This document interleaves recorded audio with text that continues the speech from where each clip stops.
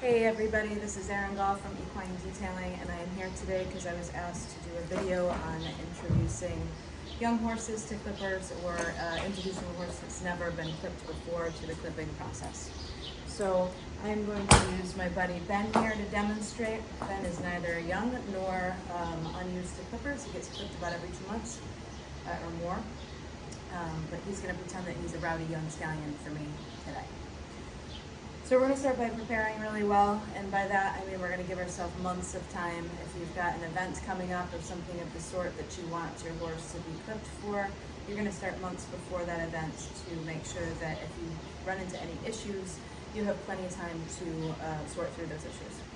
So we've given ourselves plenty of time. We're also going to make sure the horse is prepped really well. So he's going to have a really good grooming the day before and then get a super good bath.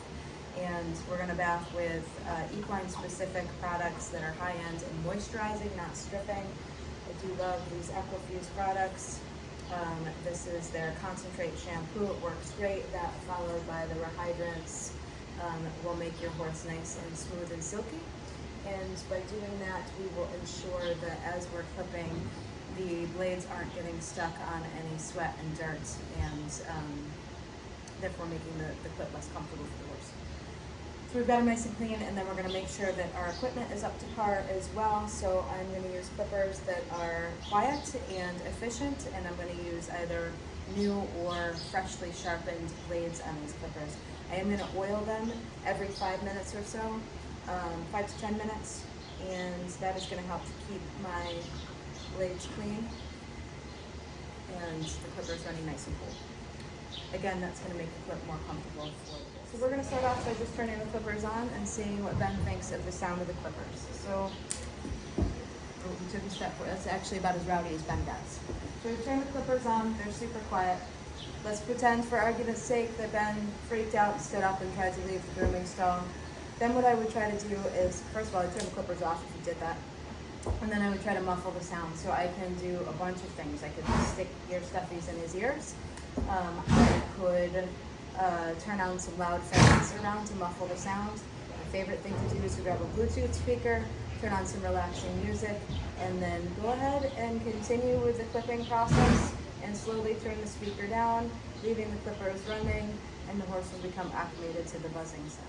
So now he's good with the sound, and now we're going to go ahead and see how he feels about the vibration. So I'm going to go ahead, put myself in a safe spot, and put my hand on his shoulder. It's always a good place to start. Put these clippers, which are turned on, just on the crook of my arm, and slowly work my way down my arm until I get to my fingertips. And then I'm going to replace the blades, or replace my hand with the clippers. If I get to a point where he says no, I back off and I start over again, slowly until we get to this spot. I can keep backing off as many times as he needs so that he's comfortable with the process.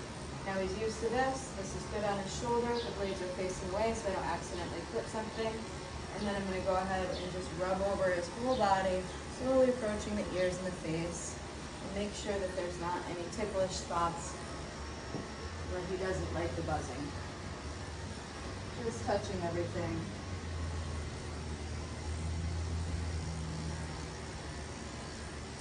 So again, argument's sake, we're going to pretend that I got to the withers and Ben said, not a chance.